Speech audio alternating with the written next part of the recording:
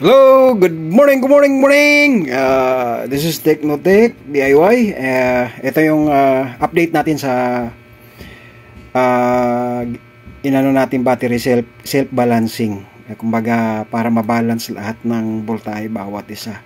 Wow. Tapos check natin yung nakaraang kasi umano na sa 3.38 yung unat. Yan. Tapos pangalawa, update na to ha. Kasi maya-maya simbolin ko na po to. So check natin yung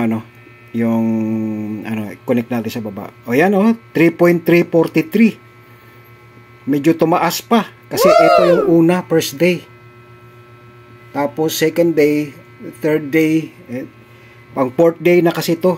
Pero tumaas siya Ibig sabihin, hindi pa talaga siya na balance ng gusto. Kaya kailangan nating i-balance pa. So, pero siguro mamaya pwede na siguro to. See guys, update na lang. Bye-bye!